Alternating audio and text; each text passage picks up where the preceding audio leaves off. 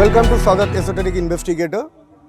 আজকে আমরা একটি নতুন এপিসোডে নতুন একটি জায়গা আপনাদের সামনে তুলে ধরছি। আপনারা হয়তো অনেকেই জানেন না, আমার পেছনে যেটা দেখতে পাচ্ছেন আমরা আরও ডিপ অনেক বেটার ফুটেজ আপনাদেরকে দেখাবো কিছুক্ষণের মধ্যেই। আপনারা সেই ভিডিওটা দেখতে চলেছেন।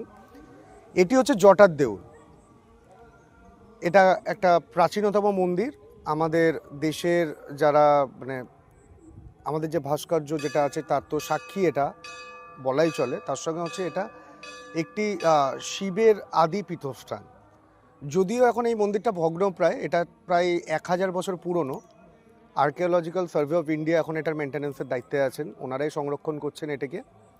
এটি শিবের একটা আদিতম পীঠস্থান, যেটা সম্রাট অশোকের আমলে এটা তৈরি হয়েছিল। এখন যদিও মন্দিরটি ভগ্নপ্রায়, যে এর যে আদি যে শিবলিঙ্গ সেই শিবলিঙ্গটার এখানে নেই। জটার দেউলের যে অরিজিনাল যে শিবলিঙ্গ সেটা এখন অন্যত্র প্রতিষ্ঠান করা হয়েছে। সেটার ভিডিওটাও আপনাদেরকে কিছুক্ষণের মধ্যেই আমরা দেখাবো। চলুন ঘুরে দেখে নিই বাকি মন্দিরটা। এটিই হচ্ছে সেই জটার দেউলের মন্দির, যেটা হয়তো অনেকেই জানেন না।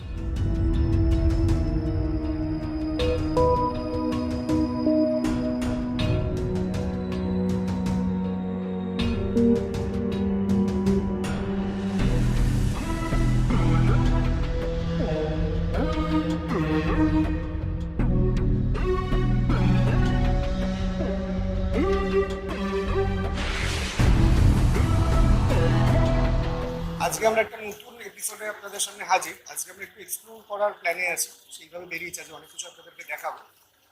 আমাদের পশ্চিমবঙ্গের একটা খুব ঐতিহ্যবাহী মন্দির, যেটা আমরা অনেকেই জানি না, সম্রাট অশোকের আমলে। এটি হচ্ছে জটাশ্বর শিবলিঙ্গ, যেটি হচ্ছে কিনা বারুইপুর থেকে বেশ অনেকটা ভেতরে একটি জায়গা। তার প্রথম যে লিঙ্গ সেটি আমাদের বাঁদিকে এখন এখানে আমরা দাঁড়িয়ে রয়েছে। আজকে এটার যে ইতিহাস সেটা আমাদের অনেকেই জানে না, হয়তো নামটাও ঠিক করে শোনেনি, জানা নেই, অনেকের নলেজের মধ্যে রয়েছে লিঙ্গটি। আজকে আমরা তার ডিটেলটা জানবো, এটা নিয়ে আমরা কাজ করতে শুরু করেছি এবং আমরা চাইছি এটা আগামী দিন আমাদের যে কজন অডিয়েন্স যারা আছেন, যারা সাধনা এবং আধ্যাত্মিকতার পথে চলছে, তারাই শিবলিঙ্গের যে মাহাত্ম্য সেটা আমরা জানার জন্য আজকে বেরিয়ে পড়েছি। আজকে এরপরে আমরা অন্য আরও একটি জায়গা ভিজিট করব, এই লিঙ্গেরই আরেকটি জায়গা। তো তার আগে আমরা এইটির ইতিহাসটা জেনে নিই। আপনাদেরকে লিঙ্গর ভিডিওটাও আমরা আলাদা করে দেখাবো, শিবলিঙ্গের ভিডিওটা। তো আপাতত আমরা এটির ইতিহাস জেনে নিচ্ছি ওনার থেকে। আপনার নামটা একটু বলবেন? আমার নাম বিমল চক্রবর্তী। বিমল চক্রবর্তী। বিমলবাবুর মুখ থেকেই জেনে নিই এই লিঙ্গের ইতিহাস। একটু যদি বলেন এইটা সম্পর্কে। বলবো আচ্ছা, এইখান থেকে নীলপুর থেকে মুখের বন্ধ কিছু মনে করবো না, ঠিক আছে। নীলপুর থেকে আমরা রায়দিঘি 16 কিলোমিটার, ওখান থেকে জটার মন্দির হচ্ছে 4 কিলোমিটার, 20 কিলোমিটার। উনি জটার মন্দিরের বাবা। আমার ঠাকুরদাদাকে ওখানে মন্দিরে গেছেন কি আমি জানি না, তিনতলা সমান মন্দির। তা গুয়ো মতন তো চামচিকে বাজারে ওখানে হাত ধরে আর বাজে সুন্দর মন বাজে উনি আমার ঠাকুরদাদাকে স্বপ্ন দিলেন যে আমি এখানে থাকবো না। কেন না, আমাকে বাজারে চামচিকে আমার গায়ে আগে আর বাঘে মানুষকে গায়ে আমি গন্ধ সহ্য করতে পারি না, বলে আমাকে এখান থেকে নিয়ে যাও। বাবা আমি তোমাকে কীভাবে নিয়ে যাবো? বললো তাহলে শিবগঙ্গা, এই গঙ্গাটা শিবগঙ্গা এলো এনে এইটা হচ্ছে শিবগঙ্গার পেছনে। এটা হ্যাঁ, এইখানে তুলে এইখানে তুলে এইখানে রেখেছে। আচ্ছা আচ্ছা, ঠাকুরদাদা তখনকার দিনের মূর্তিটা ঠাকুরদাদাকে সব ভালোবাসে। মন্দির করতে গেছিল, মন্দির করতে যাওয়ার পরে উনি মুসলিমকে স্বপ্ন ছিল মন্দির করেছিল। ঠাকুরদাদাকে স্বপ্ন ছিল মন্দির করি। বলে কেন বাবা? যে একজন আসবে, তার মনস্কামনা করে জল দেবে, মন্দির থাকলে চাবি দেখছে বামুন চলে যাবে, তুই মন্দির করবি। স্ত্রীকে মুখে রক্ত তুলে হয়েছিল, তারা ওই ভোগ করলো ওরা। ওই অবস্থায় আছে, আমি একটু ঘুরে ঘুরে পরীক্ষা করি আমার ক্ষমতা। এই যে শ্রাবণ মাস গেল, শ্রাবণ মাসে পার্বণগুলো এখানে সব কটা পালন হয়, তাহলে তারপর থেকে বলছেন জটেশ্বর যেটা মেইন মন্দির, যেটা ওখান থেকে লিঙ্গটা তুলে এনে এখানে স্থাপন করা হয়েছে। তারপর থেকে বাবার আদেশেই মন্দিরটা করা হয়নি, যাতে কিনা এটা সর্বসাধারণের জন্য সবসময় এটা ওপেন হয়। ওইখানে একটা শিব নিয়ে ওরা বসছে, ওখানে একটা লিঙ্গ আছে, কিন্তু এটা হচ্ছে মেন আদি লিঙ্গ হচ্ছে। আচ্ছা ভালো লাগলো, আবার আগামী দিন এলে আবার দেখা হবে। আজকে এখানে আমি এখানে আমি অটো তেল বিক্রি করি। আচ্ছা আমাদের মায়ের মন্দির আছে, আচ্ছা এই রাস্তাতে ঢুকে যান, আমাদের মরা মাথা খুব ভালো লাগবে। আমরা যেহেতু আমার মা এই চলছে আমার বাবা, আচ্ছা একটু ঘুরে যাবেন, মানুষের মরা মাথা একদম একটা মরা মাথা দেখবেন, খুব খুব ভালো লাগবে আমার। ও, ঠিক আছে।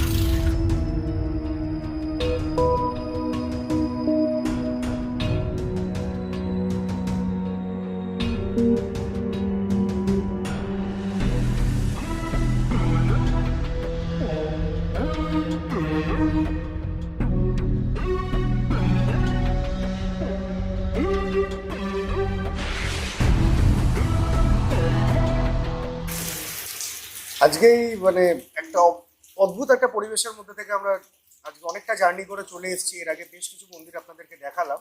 এই মুহূর্তে শিবের আরেকটি আদিপীঠ আমরা আপনাদেরকে দেখাচ্ছি। জায়গাটির নাম হচ্ছে বড়াশি শিব মন্দির। এটা আমি জানি না এর আগে কোনোদিন আপনারা ইউটিউবে বা কোথাও দেখেছেন বা শুনেছেন নাকি। আজকে গর্ভগৃহ থেকে আরম্ভ করে সমস্তটাই আমরা দেখালাম আপনাদেরকে। এবং এই মুহূর্তে দেখুন আমরা খালি দেখাচ্ছি, কিন্তু শুধু দেখে তো মন ভরে না। প্রত্যেকটা জিনিস তৈরি এবং কেন তৈরি, কি কারণে তৈরি, তার পেছনে একটা অদ্ভুত ইতিহাস থাকে। তো যেগুলো আমরা সাধারণ মানুষ জানি না, এবং বারবার এটাই আমাদের সদতের পক্ষ থেকে আমরা বারবার ট্রাই করি যে জিনিসগুলো যাতে এই ঐতিহাসিক জিনিসগুলোকে আমরা আপনাদের সামনে ধরতে পারি বারবার আপনাদের কাছে। এবং আজকে আপনারা দেখতেই পাচ্ছেন, আজকে আমরা এখানে সবাই উপস্থিত। আমার ডান দিকে অবধূত সুরজিতানন্দ ভৈরব আছেন, আমার তারপরেই আছেন আমাদের অতিথি, সম্মানীয় অতিথি বিশ্বনাথ বাবু। ওনার থেকেই আমরা জেনে নেব মন্দিরের ইতিহাস। এবং যেটা না বললেই নয়, আজকে এই পুরো অভিযানটা চলছে একজন বিশিষ্ট মানুষের জন্য। তাকেও এর আগে আপনারা দেখেছেন আমার চ্যানেলে, সিআইডি অধিকর্তা আমাদের সঙ্গে উনি রয়েছেন এই মুহূর্তে, শিবেন্দু বাবু। তো ওনার তৎপরতা এবং ওনার উদ্যোগেই আজকে আমরা এই জায়গায় পৌঁছাতে পেরেছি। চলুন আজকে আর ভিডিওটা দীর্ঘায়িত না করে আর বেশি সময় আপনাদেরকে না নিয়ে, যেটার জন্য মূলত আমরা এসেছি সেই ইতিহাসটা আজকে একটু জেনে নেওয়া যায়। নমস্কার বিশ্বনাথ। আজকে তো আমরা অনেক দূর থেকে এসেছি, এখানে তুলে ধরবো আমাদের অডিয়েন্সের জন্য। আমরা তুলে ধরতে চাই কারণ এই শিবের যে পীঠগুলো বা এই জায়গাগুলো, এগুলো আমাদের ভারতবর্ষে অনেক কিছু রয়েছে, কিন্তু তারপরেও না মানুষের কাছে নলেজের অভাবে এটাকে তুলে ধরতে পারি। এবং দেখবেন এই যে মাহাত্ম্য, এই এত বড় একটা ধাম বাবা, সেটার কিন্তু কারণ মানে জনগণের কাছে কোনো খোঁজ নেই। অনেক মানুষ আছে যারা জানেই না এই মন্দিরটার মহত্ব। তো আপনি যেহেতু এত বছর ধরে এটার সঙ্গে যুক্ত, এই মন্দিরটার সঙ্গে, তো আমার মনে হলো যে আপনার থেকে বেটার কোনো লোক নেই যিনি এটা সম্পর্কে আমাদেরকে ডিটেলে বলতে পারে আমাদের অডিয়েন্সকে।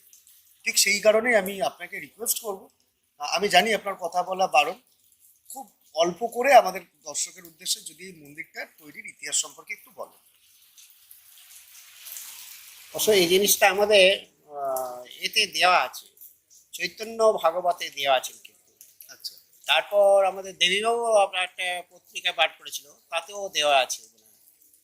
দেবীবাবু বুঝলেন, দেবীবাবু পত্রিকাটা বার করেছিল, তাতেও দেওয়া আছে। চৈতন্য ভাগবতে বাবার ইতিহাস দেওয়া আছে। বাবার ইতিহাস সংক্ষেপে বলছি, যখন এখানে সাগর উদ্ধার করার জন্যে ভগীরথ গঙ্গাকে নিয়ে এসেছিলেন। গঙ্গাকে নিয়ে আসার পরে যখন গঙ্গা দেবী এখানে মরতে এলেন, তখন কিন্তু যখন উনি ওইদিকে যাবার পথে উনি মাঝে অদৃশ্য হয়ে যায়। তার মানে ভগীরথের মনটা পরীক্ষা করার জন্যে মা একটু অদৃশ্য হয়ে যায়। এখন ভগীরথ কান্নাকানি করছেন, কান্নাকানি করার পরে সামনে আমাদের একটা বিরাট শ্মশান আছে। হ্যাঁ, ওই শ্মশানে কিন্তু বিরাট ইয়ে আছে, জাগ্রত আছে। ওকে কিন্তু মা ওকে চক্র দেখিয়েছিলেন, সেই জন্য নাম হয়েছিল চক্রতীর্থ। হ্যাঁ, চক্রতীর্থের নাম হয়েছিল চক্রতীর্থ। তারপর মাঝপথে ফের যাবার সময় মা যখন অদৃশ্য হয়ে যায়, আবার মাঝপথে দেখলেন যে মা ও কান্নাকাটি হচ্ছে, মা আমরা উদ্ধার করতে পারলাম না, তুমি চলে গেলেন আমাদের ছেড়ে।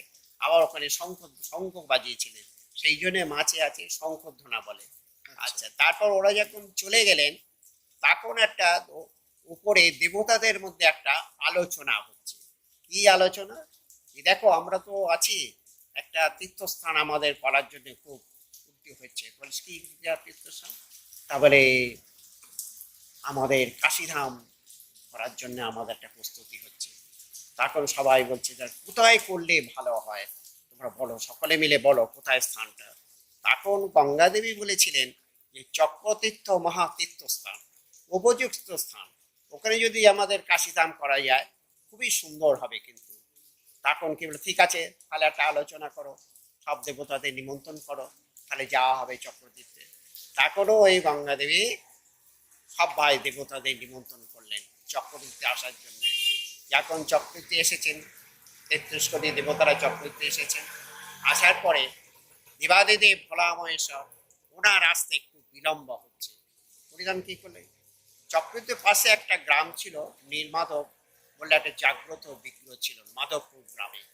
ওনার নামে কিন্তু গ্রামটা মাধবপুর গ্রাম। উনি ওখানে হঠাৎ যে গিয়েছিলেন, হঠাৎ কেন মনে ধাক্কা লাগলো যে এত রাত্রে দেবতাদের কলরব আমার কানে এলো কেন, কি ব্যাপার। তখন মনে মনে হল না কোনো অসুবিধা আছে নিশ্চয়ই, বলে উনি গৃহ ত্যাগ করলেন।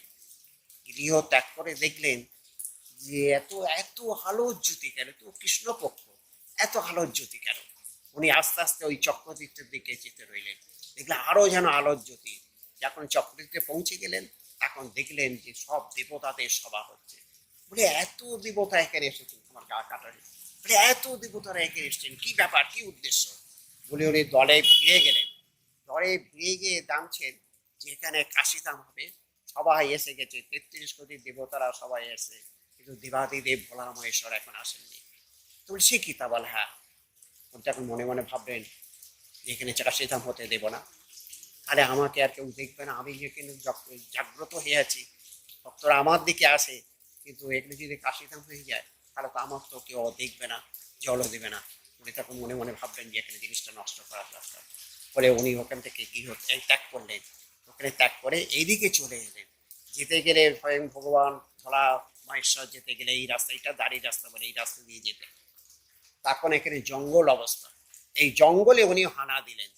দেখলেন কিছুদিন পরে দেখলেন যে দেবাদিদেব ভোলা মহেশ্বর আসছে।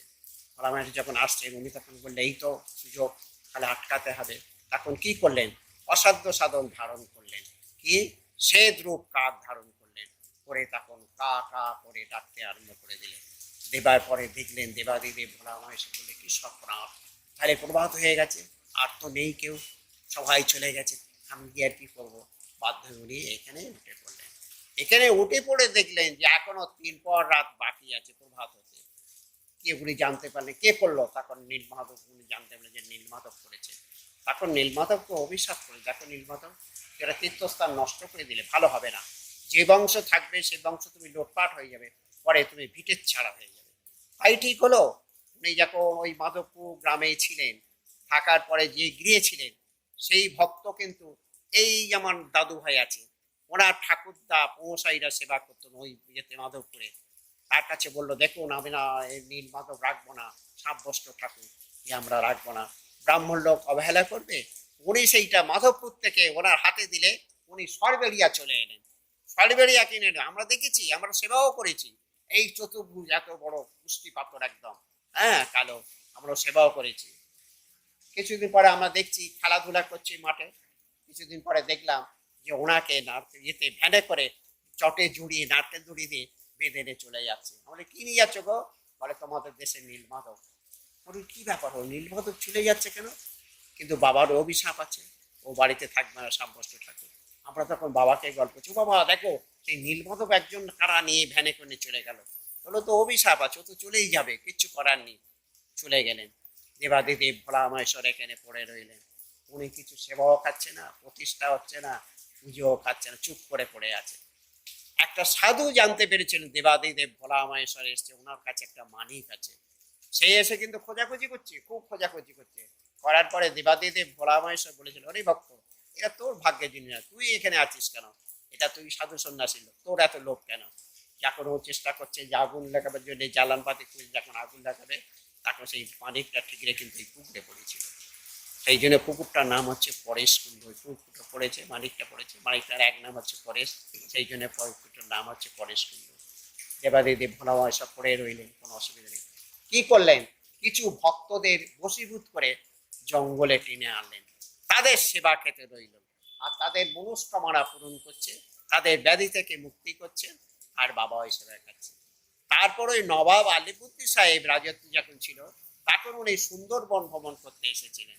সুন্দরবন ভ্রমণ করতে আসার পরে উনি এখানেই তাঁবু করেছিলেন। এখানে তাঁবু করার পরে এখানে তখন জঙ্গল অবস্থা, কিছু প্রহরীরা তারা ওই জঙ্গলে ঘোরার পরে দেখলেন, তারপর দেখুন হুজুর বাঙালির শব্দ কিছু জঙ্গলে পাওয়া যাচ্ছে, কি ব্যাপার বলো? তাই দেখো দেখো দেখো তো। ওরা গিয়ে দেখলেন কিছু বাঙালি তারা ওই ঠাকুর টুল নিয়ে প্রসাদ নিয়ে ঠাকুর সেবা করছে। এই তোমরা এখানে কি করছো? হ্যাঁ স্যার আমরা এখানে বাবার সেবা করছি। কি তোমাদের বাবা? এখন কিন্তু ওরা জানতো না যে বাবা এখানে আছেন, ওরা জানতো একটা কাঁঠাল গাছে বোলতার চাক ছিল, সেইটাই দেবতা। ওরা জানতো না যে এটা বাবা এখানে আছে, কিন্তু বাবা ওখানে আছে, যা কিছু করছে বাবা উপলক্ষে কিন্তু কাঁঠাল গাছে বোলতার চাক। ফলে আমাদের এই বাবার কাছে মানসিক করেছে, আমরা ব্যাধি থেকে মুক্তি হয়ে গেছি, আমরা মনস্কামনা পূর্ণ হয়েছে আমাদের, তাই বাবার কাছে আমরা সব সন্ন্যাসী হয়েছি। বাবার কাছে আমরা এই তোমাদের এগুলো কি না, এগুলো আমাদের পাটফুল একাশন কি হবে? এগুলো এই তলায় থাকে, আমরা গাছে দিয়ে ঝাঁপ খাই। এগুলো কি? এগুলো ত্রিশূল বেতাসন। তলায় এগুলো কি? উত্তরী। এগুলো সাইন, সন্ন্যাসী সাইন একটা। ঠিক আছে চলো, তলব হয়েছে চলো। বলে হুজুরের কাছে গেলেন, ওরা তো খুব ভয় পেয়ে গেল যে আমাদের তাহলে তলব যাবে, আমরা কি অন্যায় করেছি। তারপর চলে গেলেন, চলে গিয়ে তো বলছে হুজুর আমাদের তলব করেছেন। হ্যাঁ তোমাদের তলব করেছি, তোমরা কি করছো? হুজুর আমরা খুব ব্যাধিগ্রস্ত ছিলাম, বাবার দয়ে আমরা ব্যাধি থেকে মুক্তি হয়ে গেছি, তাই আমার বাবার কাছে সন্ন্যাসী হয়েছি। তোমাদের এইগুলো কি? এইগুলো আমাদের পাটফুল একটা তলায় থাকবে, আমরা গাছে দিয়ে ঝাঁপ খাবো। তখন উনি নবাব আলিবর্দী সাহেব বলেছিলেন, দেখো আমার এই 7 ফালা বর্ষার উপরে তোমার ঝাঁপ খেতে পারবে, তাহলে জানবো তোমাদের হিন্দু দেবতা। তখন ওনারা কি বললেন যে না আমরা কিছু বলতে পারবো না, আমাদের বাবা প্রত্যাদেশ করলে তবে হবে, না তোমার বাবা প্রত্যাদেশ। তখন ওদের মধ্যে যে মূল সন্ন্যাসী আর শেষ সন্ন্যাসী ছিল, এই পরেশকুণ্ড থেকে চ্যান করে জঙ্গলে হত্যা দিলেন। হত্যা দেওয়ার পরে তখন দেবাদিদেব ভোলা মায়ের সঙ্গে বললেন, এই তো সুযোগ, আর তো হবে না। এখন কি বললেন, এই তোমরা বন হাসিল করো, আর যেটা তোমরা গাছে দিয়ে ঝাঁপ খাও, বাঁশের হ্যাঙ্গা তৈরি করো, হ্যাঙ্গায় লাল পতাকা সাইন দিয়ে দাও, আমি যখন তোমাদের মাথার ওপর শঙ্খচিল ধারণ করে আসবো সেই সময় তোমরা ঝাঁপ খাবে। ওরা তো ভয়ে ততমিত করছে যে আমাদের জীবন চলে গেল। তখন দেবাদেব ভোলা মায়ের সঙ্গে যে ভক্ত, তোমাদের কোনো ভয় নেই, তোমাদের অন্তরে আমি বিরাজ করছি, তোমাদের কোনো ভয় নেই। কাটা হয়ে যাচ্ছে। তারপর তোরা হয়ে গেল, আবার পরে ওরা পরেশকুণ্ড থেকে চ্যান করলো, পরেশকুণ্ড চ্যান করে বাবার কাছে আদেশ দিয়ে হ্যাঙ্গাতে উঠে গেলেন। হ্যাঙ্গাতে উঠে তখন ডাকছে কাশ বিশেশ্বর মণি মহাদেব দেবের দেব মহাদেব হর হর বম বম করছে। কিছুক্ষণ পরে দেখলেন দেবাদিদেব ভোলা মহেশ্বর শঙ্খচিল ধারণ করে ওদের মাথায় ঘুরে বেরিয়ে চলে গেলেন। ঝাঁপ হয়ে গেল, তাঁবুতে খবর গেল যাও বর্ষা নিয়ে এসো। যখন প্রহরীরা এসে দেখলেন যে বর্ষার কোনো চিহ্ন নেই, বিচ্ছিন্ন। আর উনি বললেন এত বড় হিন্দু দেবতা কোথায়, কিছু তো আনেনি, কি দেব? তখন সোহারিকে ডাকলো, ডেকে ঘোড়ার ওপর চাবি দিয়ে চাবুক মেরে দিয়েছিল। দেবার পরে কিন্তু ঘোড়াটা মরে গেছিল, ঘোড়াটা সোহারিটা মারা গেছিল। ঘোড়ামারি বলে একটা জায়গা আছে, সেইটা উনি খরিদ করে দিল, কোনো মাপজোপ করেনি, খরিদ করে দিল যে 545 বিঘে সম্পত্তি ভাই বাবার ভোলানাথের নামে দান করে গেলাম। হ্যাঁ, তারপর বরদা প্রসাদ রায়চৌধুরী কিনেছিলেন 1000 কয়েক বিঘে। ঠাকুর প্রথম হ্যাঁ ঠিক আছে, এই বাবার সাইডে ঠিক আছে। আমাদের চৈতন্য ভাগবতে দেওয়া আছে ইতিহাস। তারপর দেবীবাবু লিখেছেন, দেবীবাবু আবার দেবীবাবু একটা লিখছে কিন্তু, দেবীবাবু আর আমাদের রণজিৎ দেবনাথ, আমাদের হ্যাঁ রণজিৎ দেবনাথ দুজন একটা লিখছে, বই লিখছে একটা। মানে আগামী দিনে এটার সম্পর্কে আরো ডিটেলে জানতে গেলে এই বইগুলোকে ফলো করলে সবাই আরো ডিটেলে জানতে পারবে। আর ওই যে চিল এসেছিল সেটা এখনো স্টিল নাও আছে। হ্যাঁ হ্যাঁ হ্যাঁ হ্যাঁ হ্যাঁ হ্যাঁ, নাহলে ঝাঁপ হবে না, নাহলে ঝাঁপ মানে ওই চিলটা আসে, দর্শন নেয়, তারপরে প্রতিবারই আসে, হ্যাঁ প্রতি বছর, যতক্ষণ না আসবে ততক্ষণ হ্যাঁ ঝাঁপ হবে না। এই খাটসানের দিন বাবার আদেশ হয়ে যাবে। আমিও দেখেছি, ওখানে না আসলে ঝাঁপ হয়। সেই আপনার বন্ধু লোক, সে তো দেখার জন্য হিসাব হয়ে গেছে কুণ্ডুবাবু। হ্যাঁ সে বসেছিল একদম আসরে। তো যাই হোক, এই শুনলেন আজকে মন্দিরের ইতিহাস। বাকিটা জানার জন্য তো আপনাদেরকে বইগুলোকে কালেক্ট করতে হবে, করে পড়তে হবে, তবেই আপনারা জানতে পারবেন। আজ এই পর্যন্তই। আজকে ওয়েদার অলরেডি খুব খারাপ হয়ে গেছে, আমাদেরকে আরো অন্য অনেক জায়গায় যেতে হবে। তো আজকে মন্দিরের চারপাশে যে পুকুরটা আছে, যেটার কথা উনি বললেন, বিশ্বনাথবাবুর মুখ থেকে শুনলেন, আরও মন্দিরের চারপাশের পারিপার্শ্বিক কিছু আমাদের দৃশ্য দেখি আজকে আমরা এখানেই ভিডিওটাকে এন্ড করছি। এরপরে আমরা আরো অন্য অনেক জিনিস দেখাবো আপনাদেরকে। আজকে অনেক কিছু নিয়ে আমরা বেরিয়েছি, সেগুলোর জন্য কিছুক্ষণ